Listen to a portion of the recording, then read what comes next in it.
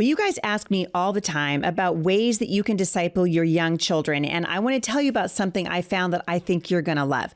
I am always searching for curriculum that's theologically solid, rich in apologetics, and wait for it, easy to use. And that's why I'm excited to tell you about the Answers Bible curriculum for homeschool from my friends at Answers in Genesis. This amazing program covers the entire Bible in just 4 years, and it was created specifically for kindergartners through fifth graders to be taught at the same time, which is going to save you time and simplify your day.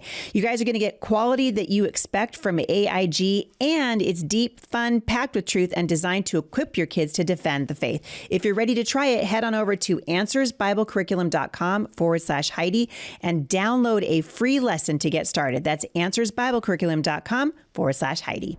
Hey, everybody. Today on the Heidi St. John podcast, I am honored and blessed to welcome my dear friend Durenda Wilson back to the show.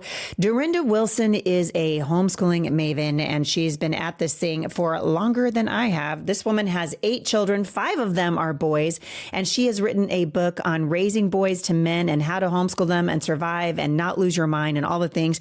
And if you are wondering how to raise strong, godly men in today's upside down culture, this episode is for you. Grab a cup of coffee or some tea and settle in.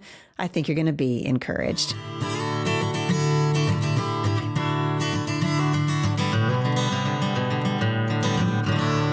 Shout out to our sponsor, the Functional Medical Institute. I love those guys. Check them out at homeschoolhealth.com and be sure and use the coupon code Heidi for 20% off your entire purchase. Thank you guys for tuning in today. I am really, really glad to have my friend Durenda Wilson back on the show. I get lots of questions here about raising boys, kind of the intricacies and the differences between raising boys and girls. I cannot think of anybody more versed to talk about this than Durenda. Durenda, welcome back to the show. Thanks for having me. I'm excited to be here. This is one of my favorite topics. Well, it should be, because you have raised lots of boys. You've been doing this thing for a long time. And some of my favorite memories of living in Mount Vernon with you were of watching you be inundated by boys. You had them in pretty rapid succession, didn't you? Yeah, I did. We had 2 girls first and then 4 boys in a row. And I think the oldest was 5 when the 4th one was born. And then there was another girl and then another boy. So yeah, there was that little passel of boys that was just like, wow. Yeah. Right. And so much fun though. And your kids are grown now, right? So what's the age range in of your kids? Our oldest is 34 and our youngest is 20. All right. So you've done the thing now. You got the T-shirt. Sometimes I'm laughing. I don't know if you notice this, but I see it a little bit on the internet and sometimes at conferences where, really young moms are talking about raising children and their oldest kid is 2.5. And I'm like, right. Come back when, you've gone through all the, when you've jumped through a few more hoops and you've had a teenager break your heart and all the things, then come back. And you really have done this and you've written a book about it. Why was it important to you to write a book about raising boys? Well, I just felt like moms are struggling when it comes to raising boys, because our culture and the church even is in a crisis when it comes to masculinity. And I feel like we're being lied to in all kinds of ways about gender and masculinity. And it's sort of just become this trend to hate men and everything about them. And that would include boys and everything about them. And it just feels like our boys can't do anything right. And I also felt like, moms know there are differences, but they're struggling to reconcile what they know to be true about their boys and what the culture and even the church often is telling them. And so I think that my desire was to equip moms to actually be able to enjoy this process of raising their boys by recognizing the differences, because we know that God created us equal but different as men and women, and we actually complement each other. And as moms, we actually have a lot of privilege, responsibility, and even power to really raise men who are effective and productive and masculine in our society. But we have to understand the differences, and we have to make room for those differences, and we have to be equipped to kind of know how to address some of those differences. And so we don't end up trying to make our boys act like girls, which is what it seems like most of culture is trying to do. You go to a school, everybody's sitting there for 8 hours a day. And, I'm sorry, but a 5-year-old boy sitting in a classroom for 6-8 hours a day, that is like one of the dumbest ideas on the planet. They don't belong there. They belong outside. They're so physical. And we'll get more into this as we talk more, I'm sure, but they're just wired differently. And it's not bad, but it's actually really, really good. But I want to help moms recognize what that means when it comes to, raising their boys, disciplining them. Because I'm not saying, boys need to run free and do whatever they want. Discipline. Well, that's what they're doing at the University of California, Berkeley. Okay. Well, yeah, that's a whole other story, right? There's some boys who could have used a little bit of discipline from their moms, right there. Right. Exactly. And I just feel like the culture does not appreciate the natural aggression that boys have, because I feel like we're not running for our lives anymore like we were, 100 years ago, 200 years ago. So we don't really see the need for protection and that kind of aggression. But I will say that we need it here, but maybe in a different way. We need men who are willing to fight against the moral and political overreach that is basically hell-bent on destroying the family. We need men who are kind and understand how to help the helpless, but they're also not afraid to wage war when necessary because they love what and who they're fighting for. And I think that's something we as moms can really be a big part of instilling in our boys. Man, so important. You mentioned several times just that there are differences, which, I saw this phenomenon like 8 or 9 years ago when Target, do you remember this? So Target said, we want to get rid of, boy toys and girl toys. And so we're not going to have the pink aisle and the blue aisle anymore. There's not going to be like a boys section and a girls section. And basically what they were trying to do was say the sexes were interchangeable. There really no difference at all because gender is just a social construct. Well, you and I have both raised quite a bit of children, quite a fair number of children. And there are massive differences between boys and girls. What are some of the ones that you've noticed as you've raised both boys and girls? Well, I would probably say for sure the aggression. That was something that, I think a lot of moms end up concerned about how aggressive their boys can be. But we have to understand that they are wired by their creator towards aggressiveness. And there's a sliding scale. You've got the artist, who maybe isn't as aggressive as the warrior.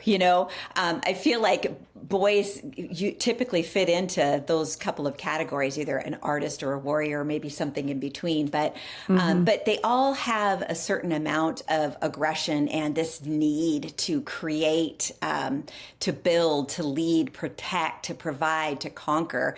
And it's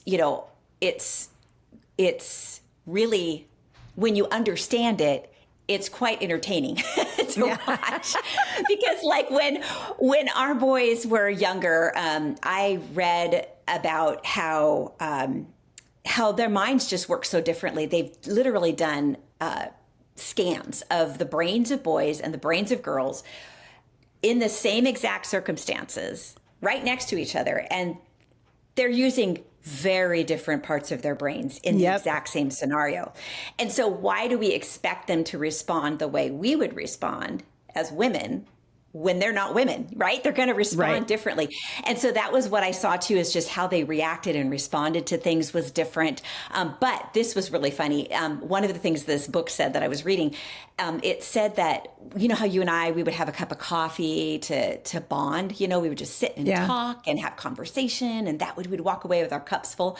Well, guess what? Guess what bonds boys together? Like basically beating the tar out of each other, It's crazy. They love competition. They love to wrestle. They love physical. Like when they get physical and start wrestling, that does the same thing for them that having a cup of coffee does for us. And Man. so when I understood that, then I realized I needed to leave more margin and space for my boys to be able to get that energy out. And that's the other thing, is they have just usually copious amounts of physical energy. That was another difference that I noticed. They were communicative, but in a different way, and typically with less words. We can talk about that in a minute. But yeah, so there were just a lot of things that were different for the boys. And again, it's a sliding scale. There are boys who are very verbal and, that kind of thing. And I understand that, but we're kind of just speaking in general terms and just trying to help understand a little bit more how they're wired differently than we are. And so we can, just do a better job with them. Well, and I think, that it begs the question, when you say we want to do a better job, what do you think that boys need the most from their moms? I mean, recognizing that they're different, that they communicate different, they maybe communicate with less words, they're more aggressive probably than their sisters, certainly. Well, I go over these 4 things in the book and in detail, but just to sum it up in a nutshell, they need boundaries. They need us to use fewer words. Shoot. They need for us to respect them and respect their differences. We need to shoulder them with responsibility. So we've got boundaries, use few words, respect and responsibility, and prayer. We need to be praying over them. So you can see that is a great acronym. It's BURP. I figured every mom of boys would remember this, So boundaries, use few words, respect and responsibility, and prayer. But I think the thing that we have to recognize is that respect factor is so big. I need to respect the fact that my boys need to get their energy out. I need to respect the fact that they need me to use less words. And to share a really funny story in the book about how those 4 boys I mentioned were all teenagers at the time. And I felt like they weren't hearing anything I was saying. I would say something and it felt like I was speaking a different language. And I'm pretty sure I opened my mouth and spoke English. I don't understand why they're not doing what I'm telling them to do. And so my husband took me out for dinner. We were on a date and I just sort of unloaded on him and told him everything that was going on and just how frustrated I was. And he was just, like a good husband, just listened and just took it all in. And then we finished dinner. He went and got the car and he comes around to pick me up. I get in the car and I'll never forget this. I'll never forget the conversation or even where we were. But he said to me, I need to tell you something, but I don't want to hurt your feelings. Oh, no. And I said, I'd gotten everything off my chest. So I was like, okay, just lay it on me, whatever. I need something. I got to go home with something. And he said, you use too many words and the boys don't respect you when you use too many words. And I was like, I knew this about boys. When did I forget this?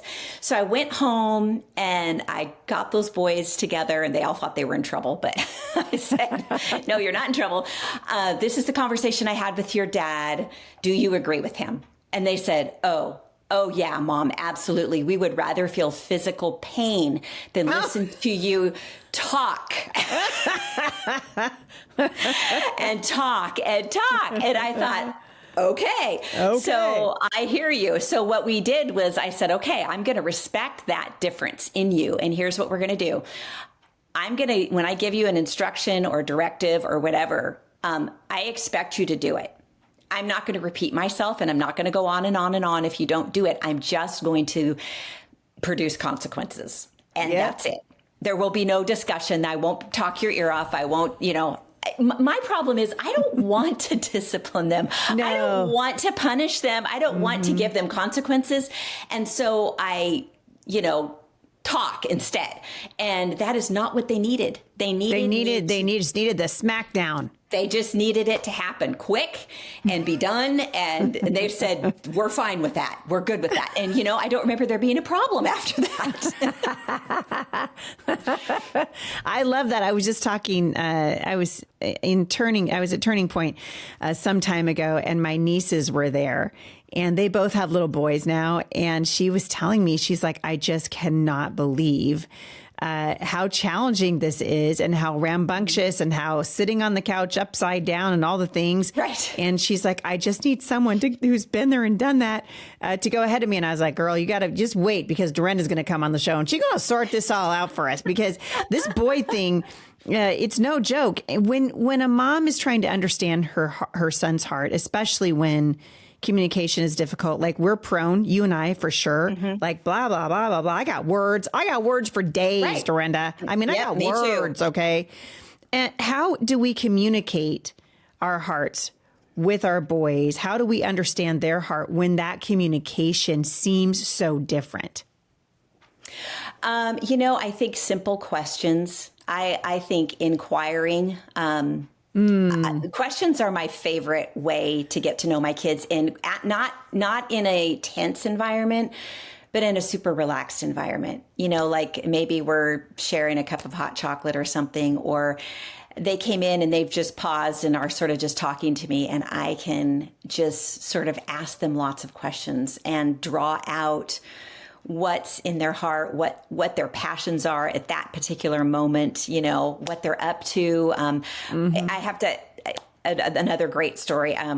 About 2 years ago, we moved into this house that we're living in now, and we were finishing out the basement, and our son Luke was doing a lot of the work, and he came up and he started telling me all the things that he had done down there. And I'm sort of like glazing over because I don't understand construction. I'm trying to listen and all that.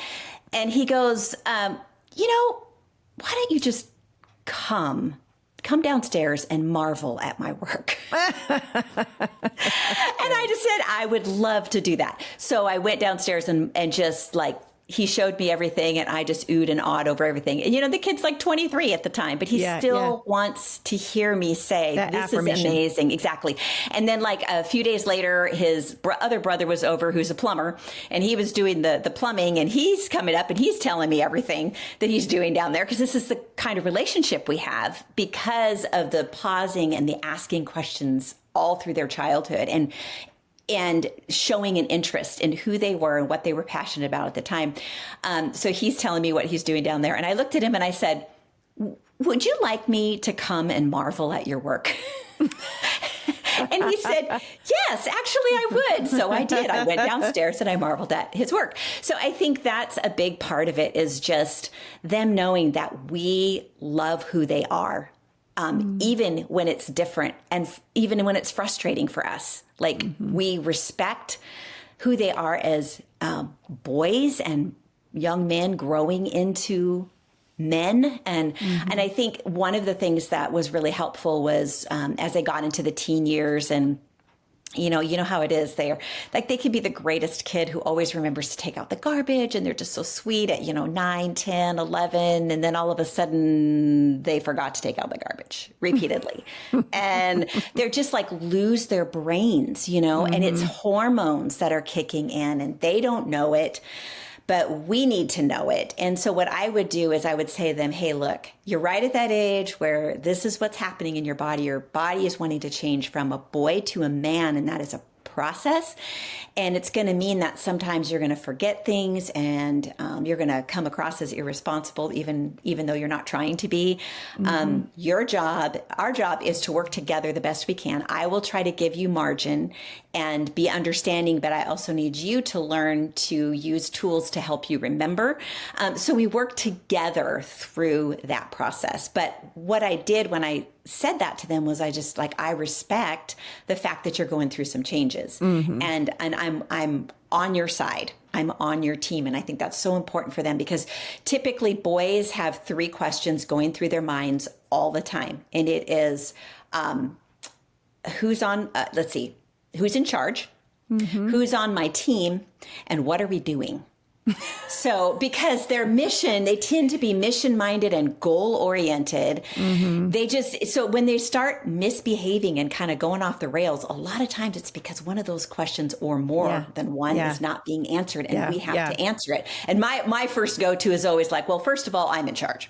That's right. FYI. Right. So let's get that Just straight so right off the bat. Clear. Yes. Yes. Because in the teen years, I remember there was a day when all of a sudden I realized I wasn't in charge anymore. The boys were running the show.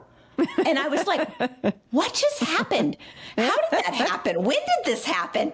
And so finally I realized I got to take that authority back, which, for us as moms of boys, sometimes it requires us to be an alpha mom. We all would like to think we can have that sweet voice and all the time with our boys. And that's not always the case. Sometimes we do need to be very firm and very alpha mom, especially in those years when they're still in training. And that's what I told them. I said, listen, so I respect and I appreciate the fact that you guys want to run the show, that you want to be leaders, that you want to be. That's what I'm raising you to do.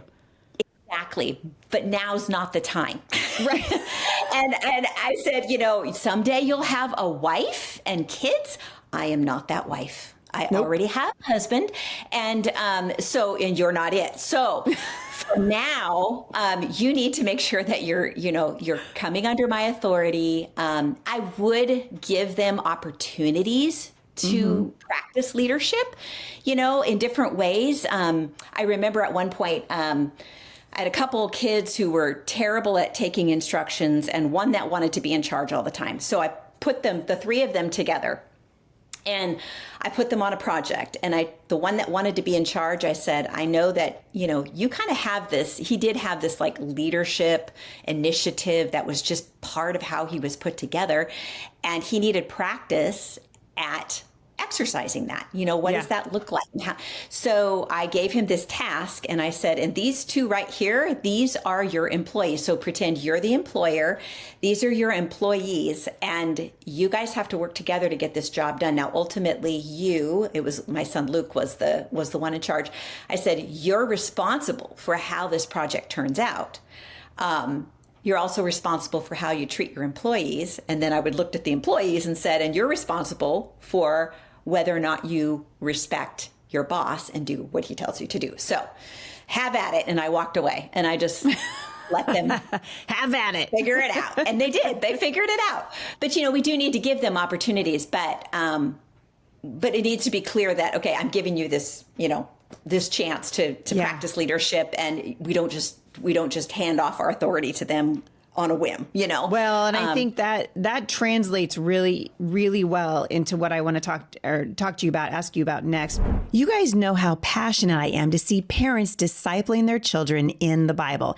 And while it doesn't have to be complicated, it does have to be intentional. That's why I'm excited to introduce you guys to the Illuminate Bible series from my friends at Lifestone Ministries.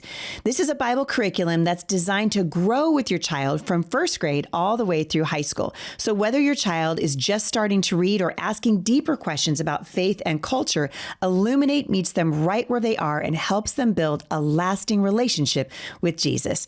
Each week, you'll walk through a simple 5-step approach. You'll look at a Bible story, check out the context around it, see how it connects to the rest of Scripture, study the theology behind it, and find out what it means for real life. It's designed for families, so you don't need 5 different books for 5 different kids. You can go through it together using workbooks tailored to the ages of your kids. So if you've been looking for a way to disciple your kids without adding more stress to your day, this is it. For more information, visit lifestoneministries.com/Heidi to learn more about this amazing homeschooling tool. We know that there's lots of differences between boys and girls, especially when it comes to homeschooling. What are some of the common challenges, the unique challenges and struggles that you hear from moms who are trying to homeschool boys?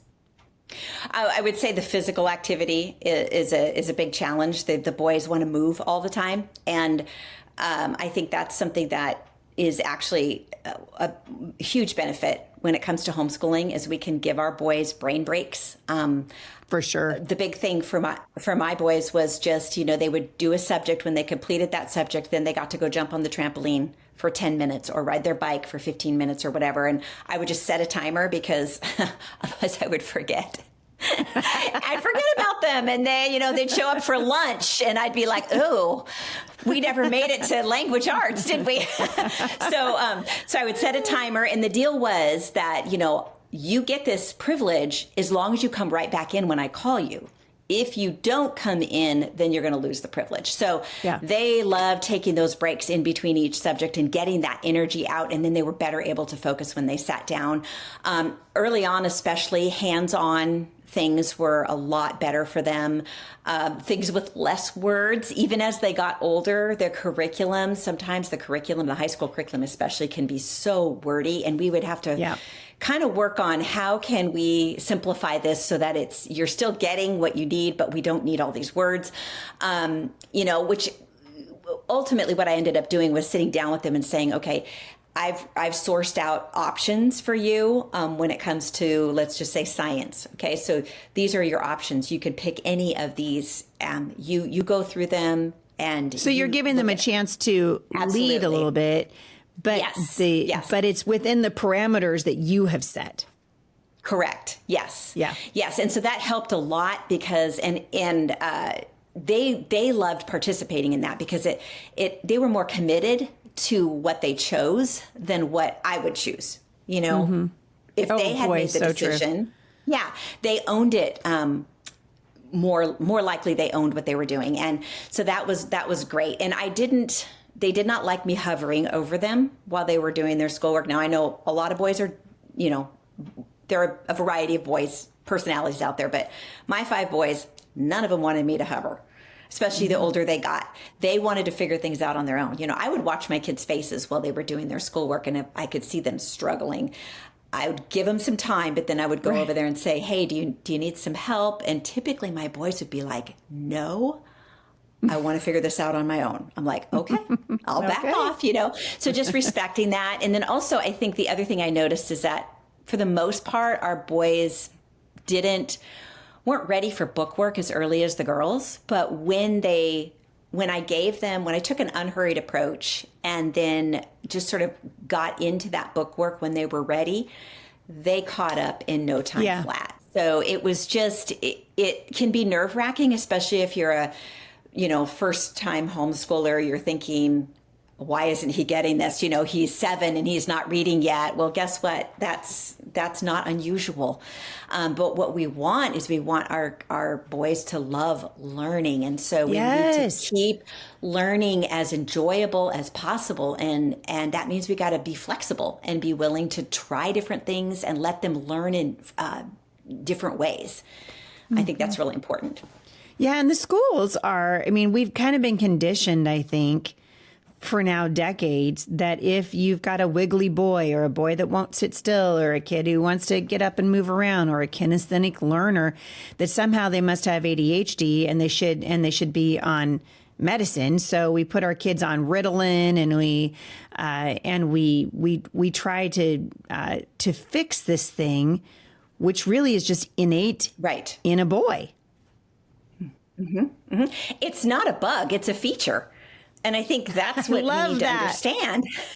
Like, this is a feature in these guys. And so if we can play on that feature, see it as a positive thing, then, boy, it's going to go so much better for us. But you're right. They want to, give these boys Adderall, whatever, to make them sit still.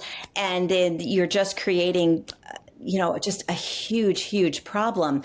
And the thing, I know that there's probably moms out there saying, but isn't there advantages to starting early, and that has been kind of a myth for many, many, many years that somehow if the earlier we start our kids' education, the smarter they will be. And that's simply not true. In fact, the opposite. It's not true. Yeah, I'd say the opposite is true. Raymond Moore wrote a book a long time ago called Better Late Than Early. Yes. And he was really a proponent of waiting until kids were, 8 years old, sometimes 9, to really dig into the schoolwork. And I, in having, coming up on 30 years of experience in homeschooling, and I think you would say the same thing, if I could go back to my younger homeschool mom self, I would have told myself to chill the heck out.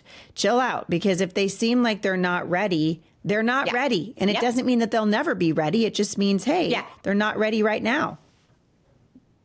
Not today. Tomorrow could be different. Next week could be different, but just not today. And so the thing is that whole idea of disadvantage in starting early, it's, like we said, the opposite is true.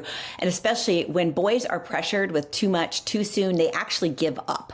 And they might show up physically, but they're not being encouraged. But they're checked out. They're checked out and they're not being encouraged to love learning. And what we want them to do is to equate good emotions and experiences with learning. So we started out with that unhurried approach of just gently moving forward slowly as they were ready. And, forced learning isn't real learning anyway. No, it's not. And most of us don't remember we study for the test. We study so that we can pass the test, but then you give it 3 months and we can't even remember what we put on the test. No. And I think that's a lot. I mean, we can fall into that in homeschooling as well, which is really unfortunate. How do you channel your boys' energy? So they've got all this energy. They've got all this, you got to get the wiggles out. They want to be moving. How do you channel that into productive learning so that you've just taken the gas that God put in their car and you're helping them go the distance with it instead of be frustrated by it? Well, I think we work with their age and stage of development. I think, when you're talking about a 5-year-old boy, I'm telling you, for the most part, I mean, you could sit down and read a book to them if you want. If they are showing interest in reading, because, like every kid is different. Some of them are like, my friend so-and-so is reading. I want to learn how to read. And all of a sudden they're motivated. Mm-hmm. Sure. Sit down with them. If they're saying they're ready and they want to go for it. But what may happen is they'll do a few lessons and then maybe they'll lose interest. And then we kind of freak out because we think, the freight train's going down the tracks. We got to keep this thing going. And no, you don't. They have to keep it going. And so what you want to do is be able to have the freedom to cut them loose if they're not interested. But I think that energy wise, we do as much physical things as we can do. Like I talked about hands-on things, but also we shoulder them with responsibility at an early age. So we're talking chores, responsibilities. They, at least my boys have responded really well to being shouldered with responsibility and making sure that they know that they are playing a very important role in the family. Like taking out the garbage is not just another thing to do. Like I've talked to my boy, we have to make it so that it's, so that they see the importance in it. So one of the things I would say to the boys is like, okay, you don't think it's that important, but what if the garbage didn't get taken out? What would happen? Mm-hmm, mm-hmm. It would build up and it would build up. And then what would happen? Oh, we'd have bugs. We'd have rats. We'd have into the gross stuff because they love that. There's a book, I think it's called Sarah Sylvia Cynthia Stout would not take the garbage out. That's a great story. Is that Shel Silverstein? I think so. And so it's just a fun one to read to them because it's basically like, okay, well, if you don't take out the garbage, this is what's going to happen. So now all of a sudden their job is important. We are keeping our family healthy. We're keeping our home, clean and safe for everybody and smelling good and, all those things. So I think that helping them understand that they play an important role within the family structure is really, really important for them. So good. It's so good. Talk to the mom and the dad too, because there's lots of men that listen to this show let's talk about discipline for just a second, because we're hearing this, the gentle parenting stupidity, and then we're hearing, and then you've got people who, and I think we fell into this, in the 80s for sure. When I was growing up, you had the Bill Gothard, super hardcore legalistic approach to parenting, and everything was done with an iron fist. What does biblical discipline look like, Durenda, with boys? Actually, with girls too, but boys in general. Yeah. Well, I think you set the boundaries, and the boundaries need to be firm. They need to be unmoving within reason. There are times that my boys I have said to them, you can make an appeal. Like you can talk to me if you think something isn't fair or right, or there's a reason. I'm willing to listen, but just know at the end of the day, I make the final call, So, and then with the boys, a lot of times the discipline has to involve, like a physical pain. Often it was work. I would just give them work, Here's a pile of rocks on this side of the yard, move them to that side of the yard, whatever it took to get them, we lived out in the country. So there was lots of opportunity for wood chopping, wood stacking, pulling weeds, mowing the lawn, we had animals and all that kind of stuff, but not everybody has that, and I feel like, well, if you live in town and you don't have all those advantages, then you've got to create them, so buy that bag of rocks, have it ready, sitting in your backyard. And yeah, because it dig a hole, you need to dig. This happened when I was in junior high. I went to this little country school in Central California, and it was 100 kids ages kindergarten to 8th grade. So the 7th and 8th grade were in the same classroom. There were about 15 of us. We had one teacher. We didn't change classes or anything. But this teacher, he knew how to handle boys. And one of the things that he would do, and I tell the story in my book, but when he saw that there was restlessness going on in the classroom and these boys just couldn't focus, right? Yeah, right. He would say, okay, all right, you guys come with me.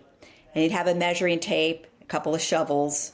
He'd go out to the back 40 and he would say, I want you to dig a 4 foot by 4 foot by 4 foot hole. And they'd be like, okay, they figured there was a purpose, a reason, they were doing something important. So they went at it. They went to work and then they'd come in and they'd say, okay, we're done. We did it. He'd go out there with a measuring tape and he would make sure that it was 4 by 4 by 4. And then he would say, now fill it back up. But he knew what he was doing. I remember there's one kid, he was sitting out. He had sent the kid out to sit outside the back door because he was just being a disruption, right? So while this kid is out here, there's like a bush and he's picking the leaves off this bush, right? Just one by one, just picking. And Mr. Clancy goes out there and he's like, turns around, he walks back in, he grabs the Scotch tape and he hands it to the kid and he's like, tape those leaves back on. Oh no. So I mean, he just had this way of just knowing what these boys needed. They needed a lot of physical outlet and they needed to recognize when they were being destructive. And, obviously that wasn't going to fix the bush, but, he made his point, So yeah, I think that, when it comes to discipline, we need to be consistent. We need to make sure those boundaries are firm because they inevitably will stick their little hairy toe over that line. That's right. And we have to be ready to say, nope, bring it back. Mm-hmm. And sometimes that's hard for us as moms because we value the relationship so much and we think like women. So we think, gosh, if I stomp on that hairy little toe, he's going to hate me forever. No, he's not. He's not. He's going to respect you. And that's the thing also, I talked about us respecting boys and the way that they are, but we also need to demand respect from them. And we need to be respectable. I mean, I think respect is earned. So if I'm respecting my boy and his boyhood within reason, and I'm, working with him, I also expect him not to call me bruh, So I remember at one point, one of my teenage boys referred to me as bruh. And I looked at him, I said, I am not your bruh. I am your mom. So don't ever call me that again. And it's little things like that. Even to this day, it's so hilarious. Okay, so our daughter was getting married about a month ago, and all of our kids were there. It was glorious. I loved it so much. We're not all together very much because we live all over the place, but we were getting ready we were setting up the whole reception area, and I had the plan. I was kind of in charge of it. And our oldest son, the first thing he said was, everybody listen to mom. And then he's talking to his brothers and do exactly what she says. And then they were all getting their picture taken, the 5 boys together. And our youngest son was kind of like hunched over. Yeah.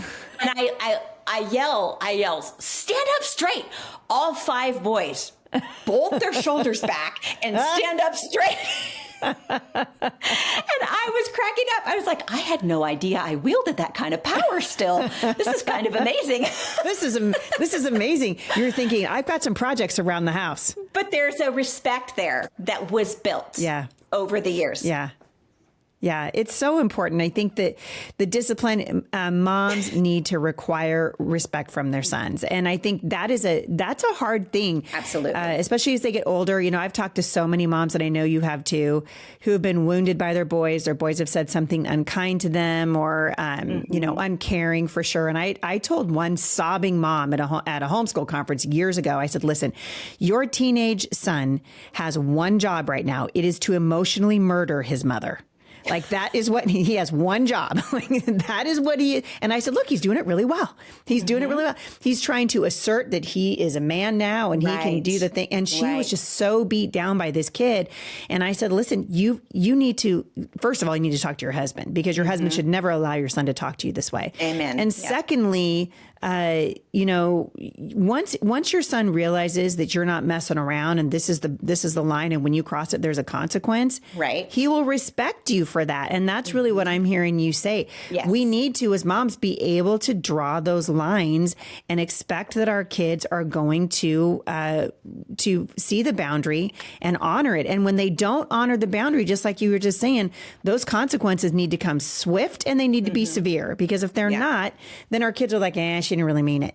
That's right. She didn't really mean it. Durenda, do you remember, I don't know if you remember this or not, because I think we were living in close proximity to each other at this point, but I only have two sons, and my second boy, I'd asked Spencer to mow the grass. I had asked him multiple times. I'm like, Spencer, you need to mow the grass, mow the grass, mow the grass. Finally, you get to day 2, and I said, Spencer, I didn't, my big mistake was I should have said, I need it done by 1:00 this afternoon. Because I discovered that when I say do it right now, their initial thing is to push back, to sort of buck back at me. And so I started saying, you know what, I need the grass to be mowed sometime before 2:00 today.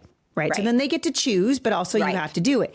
Yeah. Well, I think I'd made the mistake of not telling him exactly when. I was like, I need you to mow the grass. And so on day 2, I was like, Spencer, I need you to mow the grass. And he looks at me, Durenda, with all the stupidity that a 14-year-old boy could muster. And he says, I don't see you mowing the grass. And I was like, I'm sorry, excuse me, what? And you could tell he immediately abort. Like this was the wrong thing to say to my mom. And I said, hand me your phone, Spencer.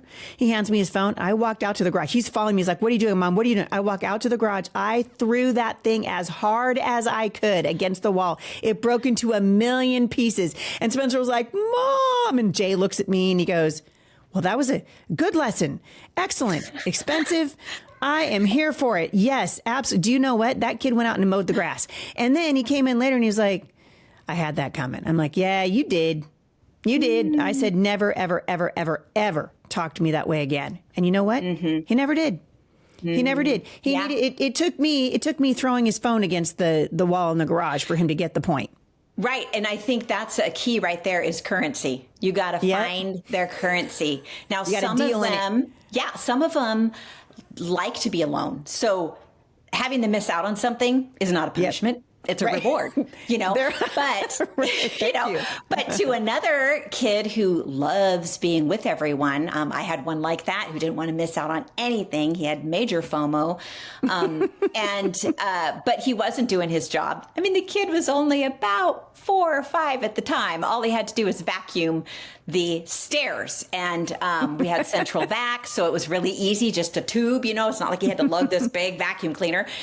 I could not get him to keep working. And I called, we both know Jana, right? Oh, yeah. Our friend Jana. Okay. So I call her because I would typically a lot of times call her when I was ready to kill one of my children. And she would walk me off the ledge. Yep. And I did the same for her. But I was like, I don't know what to do with this kid. I'm so frustrated. And she's like, okay, calm down. She's like, don't kill him. Don't do that. And I was like, okay. She said, find his currency. What does he love? Oh, he loves doing stuff with everybody. She's like, okay, well, you need to plan something fun today. And maybe, and he loves sweets. She goes to plan a dessert along with it. and he does not get to participate. But don't say anything more to him right now. Just tell him to do his job. And if he doesn't do his job, he goes up, he sits on his bed, which is what he did. Yep. He went and sat on his bed, and I said, do not get off this bed. Do not go get all your toys on the other end of this room. I said to him, if you get off this bed, God will tell me. And I was sitting here going, why did I just say that? That's so awesome. Such a good line. And so then I left and I'm thinking, oh boy, I don't know how that's all going to work out. But I went back to check on him. I took note of where everything was in the room before I left. And when I came back, things had been moved. Mm-hmm. And I looked at him and I said, you got off your bed, didn't you? And he looked at me. I said, I told you God would tell me.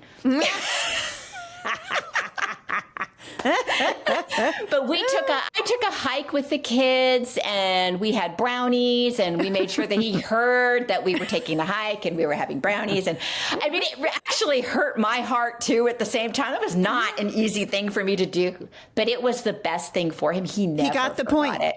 Yeah. And this is the same kid who would like sneak chocolate chips and I would go to get my Costco bag of chocolate chips and there were none left. I hate that. So, and I knew it was him. So when I figured that out one day, we went to serve dinner and I got a plate and I dumped a bunch of chocolate chips on it and I put it in front of him and I said, since you love chocolate chips so much that you're willing to steal and lie to get them, you get to have them for dinner. That's all you're having is chocolate chips.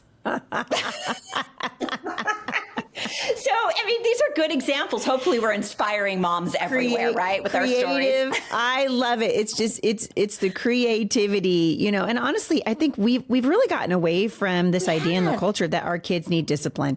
They need it. They need discipline. They need boundaries. They need you to stick in there with them. I want to take a moment to say thank you to our sponsor today. Today's show is being sponsored in part by my friends at GiveSendGo. And it's a pretty amazing partnership because months ago, before I received my medical diagnosis, we had been hoping to partner with this amazing company. And I had no idea that I was going to be on the receiving end of a GiveSendGo campaign. But I can tell you it's been an incredible blessing for me. And I love what these guys are doing.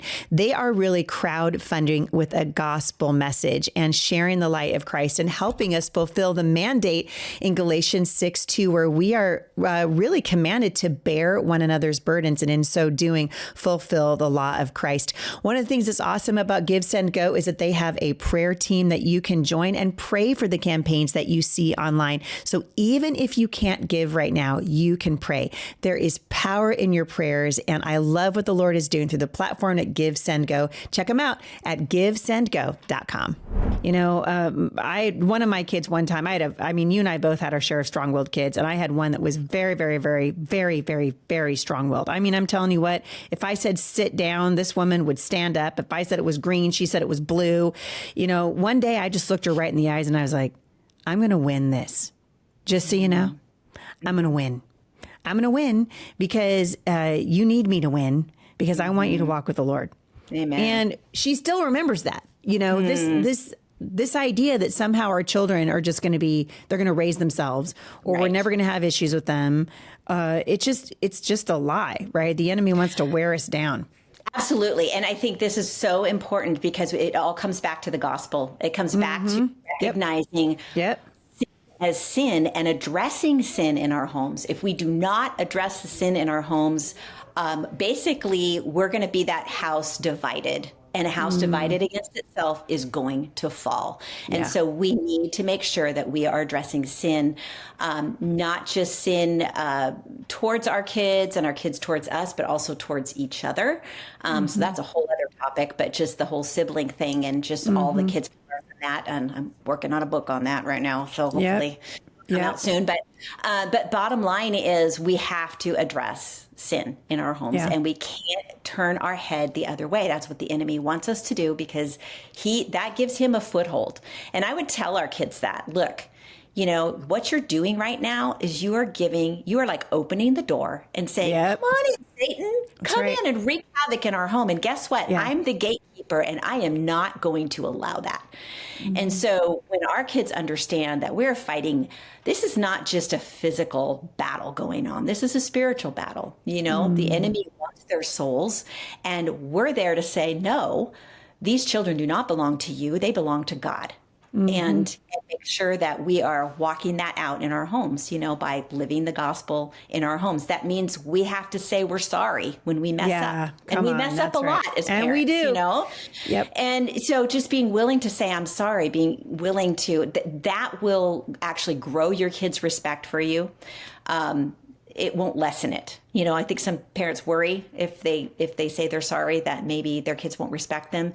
But and there will be that occasional kid who tries to use that against you. But your job is to not let them do that, because we're all sinners saved by grace. They are, we are. The playing field's level. So, we all need God's grace and forgiveness, and we need the blood of Jesus to cover our sins. And that's just the way it is. And, if we recognize that, we admit that, and we walk that out with our family, it's so powerful. It's simple and not easy, but it's powerful. It is powerful. And I think, for parents, when we're disciplining our children, we're teaching them about the things of the Lord, I think it's easy to look at just saying, okay, my goal here is to raise a responsible, godly man and not just an obedient kid. And we've seen, you and I think have both seen a lot of this in the homeschool movement, where people have looked at the Bible as just a curriculum. It's something that we check off of a list of things to do. And we end up with kids who they are obedient on the outside, right? They're doing the right thing on the outside, but on the inside, they're really defiant. So how do you differentiate, Durenda, when you see, I feel like you just need the Lord to show me when this child is being obedient in his heart and not just in his actions. Absolutely. So one of the things that I did, since we're talking specifically about boys, is I would often go to my husband. This is something I haven't mentioned in this episode, but I think it's really important that we understand that typically our husbands will understand our boys better than we do. And so they will often know better how to address the issues with our boys. So I would go to my husband and say, this is what's gone down. This is what I'm thinking. Am I off? Am I seeing this wrong? What's going on here? And he often, so much of the time, could bring clarification. And that would help a lot, because it would help me understand our sons better and be able to do a better job with them. But we need the Holy Spirit's wisdom. I've had the Lord speak to me in the middle of the night to say, when you get up in the morning, check that kid's computer history. Yep. See what they've been looking at. Yep. And, been there. I've done the same thing. I think it's happened to just about every parent, but knowing that as we're praying, I think this is such a big, big part of, I mentioned the boundaries and the use few words, respect, responsibility, but prayer is the blanket that covers all of it, you know, and we need the Holy Spirit to give us wisdom and show us our kids' hearts, reveal things to us. I would pray that my kids would get caught in their sin. Yes, it's disappointing. I don't like seeing that sinful part of them, but when that's what I'm praying for, I have to understand that's an answer to my prayer, and I get to deal with that now instead of not seeing it till they're out of the house. And then they have to deal with it, or their employer has to deal with it, or their spouse has to deal with it. And then the consequences are so much more grave. Exactly. And serious. Yeah, it's really true. I want just to pivot. We've got about 7 minutes left, and talk to the mom who is just like, I'm super done. I'm weary. I need encouragement. What do you say to the mom? And the dad too, but especially to the moms, what do you say to the parents who just feel like they're messing it up? I think it's time to take a step back. My big thing with feeling that way is, one, the enemy loves for us to feel that way. He loves to heap condemnation. And there can be some truth in there. There can be some areas where I do need to do better. But the enemy has a way of loading on top of that and making us feel overwhelmed and paralyzed so we do nothing. So that's the last thing we want to do. So for me, it's hit that pause button. Just hit that pause button and say, okay, I'm going to spend some time with the Lord. I'm going to spend some time with my husband.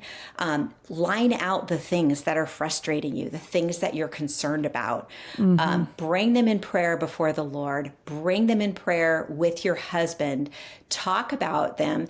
And then I would even dial in the kids, the ones that you're struggling with, sit down with them in in an environment that's relaxed and they don't feel like they're, being threatened or in trouble, but just like, hey, I feel like I've been screwing up as a parent, and this is where I feel like I'm messing up. I'm not, maybe I'm not holding your feet to the fire when it comes to chores or when it comes to schoolwork. I want to do a better job of that because I know how important it is for you when you become an adult to be able to have these skills and have this kind of discipline. So let's talk about how we can make that happen, and dial them into the conversation. Obviously, it's going to have to be age appropriate. A 5-year-old isn't probably going to give you much, but a 12, 13, 14, 15-year-old, it's going to help them own their part in the situation. If you're owning yours and you're saying, I want this to look different. I really, I would look at my kids sometimes and say, I don't like the way this is. Are you guys enjoying this? And they're like, no, we don't like this. We're all just like, we're at each other's throats. Okay, so we can change this. Like, this can look different. Let's talk about what that would look like. What would be helpful? And so just start there. It's amazing how prayer and just a good conversation can be so incredibly helpful. Boy, that's true in marriage. It's true in friendship. It's true in every aspect. People sometimes ask me if I could go back, what I would do differently. And I think that's a question I want to ask you today. If you could go back and do it again, what would you do differently? And what would you absolutely do again? Well, honestly, there's so much that I would do the same. I really enjoyed how we raised our kids and the relationship we had with them. I think a couple of things that would be different is I wouldn't be as uptight about That's what I always say. certain things. Yeah, I would have told myself, just chill out a little bit. Chill out. Yeah. Yeah. The other thing that I think I would have done more of was actually more apologetics with my kids. Yeah. I feel like we could have done that in a really fun way. My daughter reminded me the other day, she goes, Mom, do you remember that one time when one of the kids did something and denied it, and another one said, no, I saw you do it. And you set up a courtroom in the living room, and you were the judge, and so-and-so was the attorney, and the other person was the public defender. And we went through this whole court session. She goes, I learned more about how court works from that situation than I did from any other. So they're creative ways to address these things. But yeah, I think that, setting up scenarios where our kids learn to debate what they believe and what, and things like that, I think would have been, I think I would have been a lot more, it would have been a lot of fun to do that. Yeah. And I was just so, you know how it is, you're in the thick of it. Well, it's hard to see because you don't have perspective, you know, and when you're in the thick of it, you can't have perspective unless somebody comes alongside you, sort of been there and done that, and can help you get the perspective that you need. So really important. If you could, what's one message that you want every mom of boys to walk away with after hearing this today? Oh, I would say just enjoy those boys. Yes. Enjoy them as much as possible. Because they're amazing. They really are amazing. And don't give up. You might get discouraged. You might have some times where you're like, I don't know if I was made for this. Yeah. But clearly you were, because God gave you these boys. So I would say don't give up and just stay the course. Keep your hand to the plow. Persevere, because it will be worth it. Man, so good. It will be worth it. Durenda Wilson, you are a national treasure. Thank you so much for coming on today, for sharing your heart, your wisdom, your years of experience. What a gift you are, really, to moms everywhere, especially those of us who have been trying to raise godly young men in a culture of chaos. If people want to find you online, if they want to pick up your amazing books, where do they do that? They're all available on Amazon. So it's pretty simple. Amazon, Durenda Wilson. I love that. Thank you so much for taking time to be on here with me today. I love you. And I'm just so thankful for your voice, for women, for parents. You're just a gift. Thanks for coming on today. Thank you for having me. All right, you guys, I would encourage you to pick up Durenda's book, Raising Boys to Men. It is short, it's simple, it's powerful. You can find it on Amazon, and check out Durenda's website. Remember, you guys, the Lord is faithful. He sees you working at raising your kids. He's working on the hearts of your boys, and he's going to use you to do it. Even when you can't see the results that you want, keep on sowing into your boys. Keep praying, keep trusting. God is always at work. We love you guys. Thank you so much for tuning in today, and I will see you back here again at the intersection of faith and culture. Parents of teens, listen up, because I have found an awesome Bible discipleship program that I think you're going to love. If you want your teens to own their faith instead of just regurgitating Bible facts, you need to know about RVL Discipleship, the curriculum. It's a powerful new curriculum that's been designed for homeschooled teens from our friends at Focus on the Family. Each lesson is taught by awesome Bible teacher Ray Vanderlyn. His semester-long course takes teens beyond fill-in-the-blank lessons to real-life application, helping them live out their faith with boldness and purpose. RVL curriculum is flexible, parent-friendly, and deeply engaging because it's been designed to spark real conversations about faith between you and your teens. Right now, you guys can get 2 free sample lessons at rvlcurriculum.com/HSJ, plus 10% off when you purchase the curriculum with code Heidi10. You guys, discipleship matters. Let's raise our kids to become lifelong disciples of Jesus. Go to rvlcurriculum.com/HSJ today.